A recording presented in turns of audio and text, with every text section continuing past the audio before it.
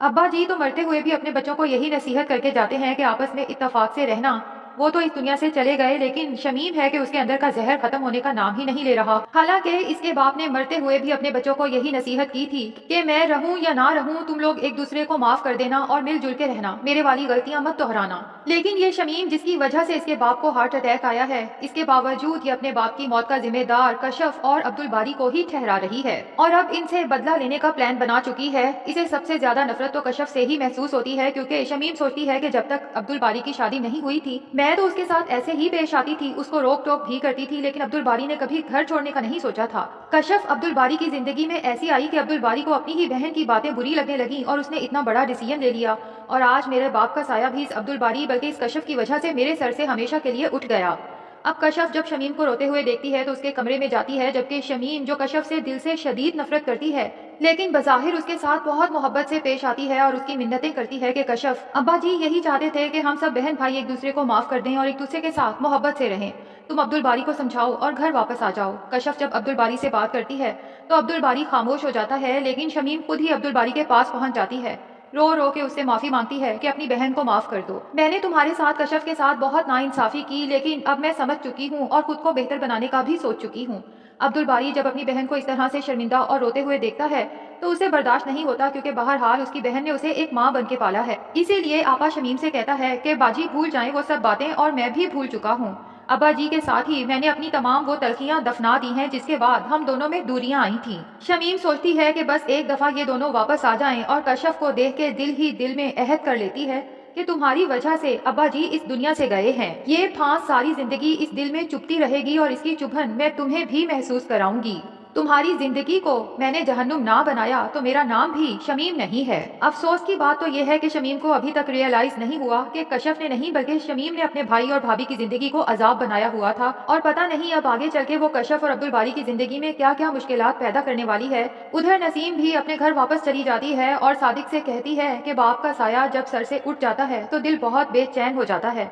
मुझे तो अभी तक इस बात का यकीन नहीं आ रहा कि मेरे अब्बा जी इस दुनिया में नहीं रहे। अब पता नहीं इस नसीम पे अपने मरते हुए बाकी नसीहत का कुछ असर होता है या नहीं, क्योंकि इसके अब्बा जी यही चाहते थे कि ये सादिक के साथ खुशहाल जिंदगी गुजारे, क्योंकि सादिक जैसा शौहर किस्मत वाली लड़कियों को मिलता है। क्योंकि सादिक में कोई बुरी आदत नहीं है, कमाता है और अपनी बीवी और बेटी को बहुत मोहब्बत से पेश आता है। दूसरी तरफ रजा की माँ को भी बिलाकर पता चल जाता है कि शुमाइला प्रेग्नेंट नहीं है।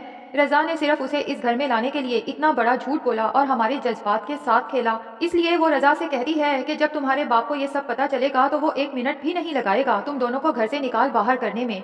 जिसपे रजा अपनी माँ को इमोशनली ब्लैकमेल करते हुए कहता है कि मुझे अपने बाप से तो पहले भी कोई उम्मीद नहीं थी, लेकिन आप तो माँ है ना, क्या आप बर्दाश्त कर लेंगी कि आपका इकलौता बेटा दर बदर की ठोकरें खाए, वो भी महज इसलिए कि उसने अपनी पसंद से शादी की।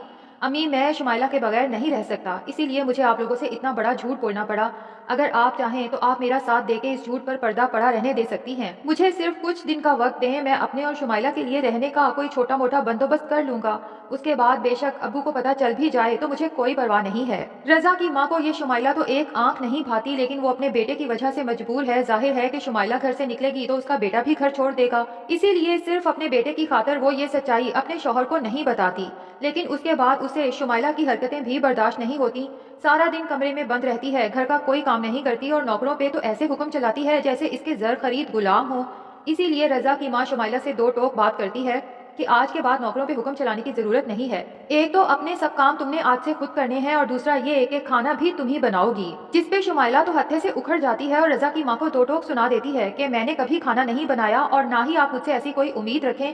तो रजा की माँ भी शदीद गुस्से में आ जाती है शुमाइला की चलती जुबान देखकर और दिल में सोचती है कि एक वो सायरा थी जो एक खानदानी लड़की थी, पढ़ी लिखी सुलझी हुई। मैं उसके साथ जो भी सलूक करती थी उसने मुझे कभी आगे से जवाब नहीं दिया था।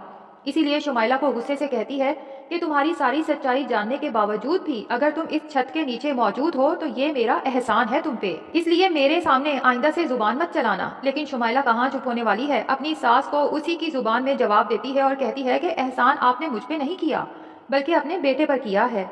जाहिर है कि जब सारी सच्चाई आपके शौहर को पता चलेगी तो वो अपने बेटे को भी तो घर से निकालेगा।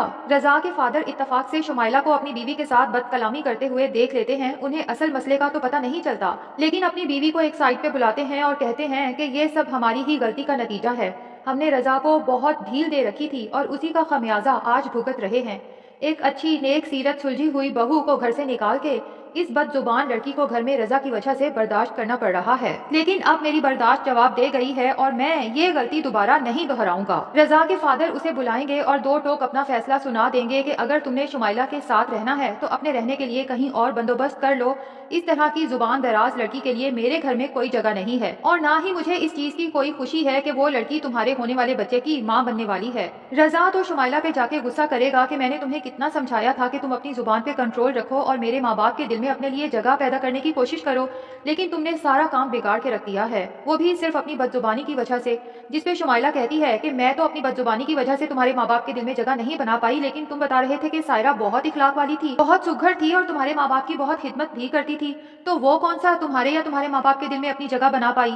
تم مان کیوں نہیں لیتے کہ تمہارے ماں باپ بائی نیچر ہیں ہی ایسے، وہ کسی سے خوش ہو ہی نہیں سکتے؟ شمائلہ کی غصے میں کہی گئی یہ بات تو رضا کے دل پہ تیر کی طرح لگے گی اور اسے یکدم سائرہ بری طرح سے یاد آئے گی کہ واقعی وہ کتنی سافٹ سپوکن اور سلجھی ہوئی لڑکی تھی، ہم لوگ اس کی قدر ہی نہیں کر پائے، خاص طور پہ میں۔ اور پھر رضا کو یہ بھی یاد آئے گا کہ اس دن سائرہ نیو بورن بیبی کے لیے شاپنگ کر رہی تھی، اب رضا پتہ چلانے کی کوشش کرے گا اور جب اسے پتہ چلے گا کہ سائرہ ایکسپیکٹ کر رہی ہے تو وہ یہ بات اپنی ماں کو بتائے گا اور پھر دونوں ماں بیٹا سائرہ کے پاس جائیں گے، رو رو کے اپنے کیے کی معافی مانگیں گے اور اسے اپنے ساتھ چلنے کا کہیں گے۔ تو ناظرین، کیا خیال ہے، سائرہ کو اتنے آرام سے اپنے شوہر اور ساس کو معاف کر دینا چاہیے یا نہیں؟ کمنٹ سیکشن میں ضرور بتائیں۔